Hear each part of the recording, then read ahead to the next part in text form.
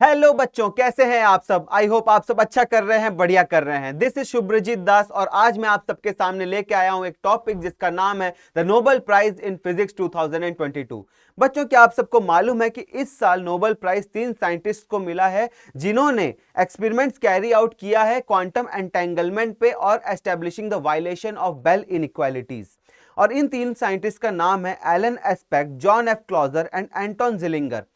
आइए बात करते हैं इंडिविजुअल इनके बारे में। तो जो सबसे पहले कैंडिडेट हैं उनका नाम है एलन एस्पेक्ट। ये सर्व कर रहे हैं as a professor at university of Paris Saclay and Ecole Polytechnique France में। इनका जन्म बच्चों 1947 में फ्रांस में हुआ था और इन्होंने अपनी पीएचडी कैरी करी है पेरिस सोड यूनिवर्सिटी फ्रांस से।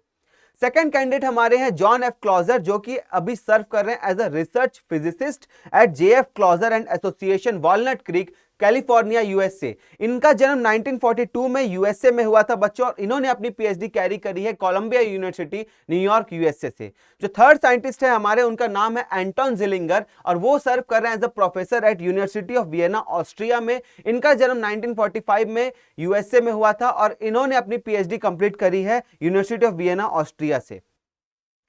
Alain Aspect, John F Clauser और एंटन जिलिंगर ने यह बताने की कोशिश करी हमें इस बार कि बच्चों जो सब एटॉमिक एंड एटॉमिक पार्टिकल्स होते हैं ये एग्जिस्ट करते हैं एज एन एंटेंगल स्टेट। इसका मतलब है ये एक पेयर के फॉर्म में एग्जिस्ट करते हैं। एंटेंगल क्वांटम स्टेट का मतलब होता है कि कोई दो पार्टिकल हैं वो as a single unit exist करते हैं। इसका मतलब क्या है कि अगर हम किसी एक में कुछ एक्शन अगर हम कोई एक एक्शन जनरेट करने की कोशिश करते हैं किसी एक पार्टिकल में, तो उसका जो काउंटर पार्ट पार्टिकल होगा, भले ही वो उसके अगल बगल में हो या फिर बहुत लॉन्ग डिस्टेंस पे प्रेजेंट हो, उस पर भी एक रिएक्शन जनरेट हो जाएगा।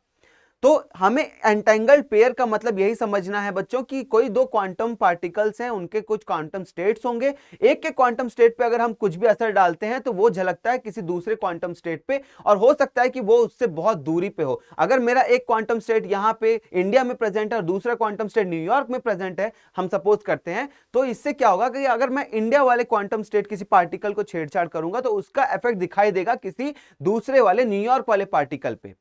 आगे बढ़ते हैं बच्चों। 1964 में जॉन स्टुअर्ट बेल थे एक साइंटिस्ट जिन्होंने कहा था कि कुछ हिडन वेरिएबल्स होते हैं। उन्होंने इसका नाम भी हिडन वेरिएबल ही दिया था और उन्होंने कहा था कि कुछ वेरिएबल ऐसे हिडन फॉर्म में होते हैं जिसको हम सॉल्व नहीं कर सकते, जिसकी वजह से ये एक्शन रिएक्शन पेयर जनरेट होकर नहीं आ पाता। और इसको सपोर्ट करने के लिए, अपनी थ्योरी को सपोर्ट करने के लिए उन्होंने कुछ इनइक्वालिटीज भी दी थी और उन्होंने कहा था कि इसकी इन इनइक्वालिटीज के प्रूव ना होने की वजह से ये एक्शन रिएक्शन पेयर कभी जनरेट नहीं हो सकता। और इस चीज का तोड़ निकाला है हमारे 3 साइंटिस्ट ने इस बार और उन्होंने कुछ प्रोवाइड किया है, कुछ थ्योरीज, कुछ रूल्स प्रोवाइड करी हैं जिन्होंने वायलेशन किया है बेल इनइक्वालिटीज का बच्चों।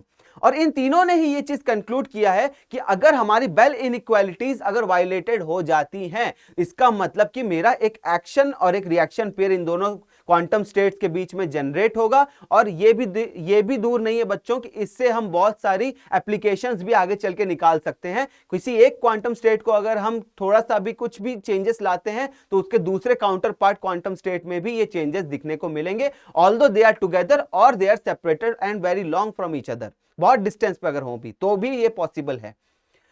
सिग्निफिकेंस क्या है इस रिएक्शन, इस पर्टिकुलर रिसर्च का एक सिग्निफिकेंस ये है बच्चों कि इससे हम बहुत सारे टेक्नोलॉजीज डेवलपमेंट कर सकते हैं, जैसे कि quantum computer, quantum networks and secure quantum encrypted communication. इसका दूसरा पर्पस यह भी है बच्चों कि अगर इस रिसर्च को आगे कैरी आउट किया जाता है तो यहां तक कि क्वांटम टेलीपोर्टेशन भी पॉसिबल है। जी हां बच्चों, क्वांटम टेलीपोर्टेशन की बात हो रही है, जो कि आप आए दिन साइंटिफिक फिक्शन मूवीज में अपने देख रहे होंगे। और आपको यह बात पता होगी कि क्वांटम टेलीपोर्टेशन जो होता है बच्चों, उसमें हम अगर एक पार्टिकल को किसी एक जगह से हम दूसरी जगह भेजना चाहें तो यह पॉसिबल हो पाता है। अगर मैं किसी एक, सपोज कीजिए कि मेरे पास ये पेन है और मैं यहां पे इंडिया में प्रेजेंट हूं, अगर मुझे इसको यूएसए में भेजना है तो now it will be possible with the help of quantum teleportation within 1 or 2 seconds. Till then, keep learning, keep smiling. Thank you so much and please don't forget to like, share and subscribe our channel. Thank you.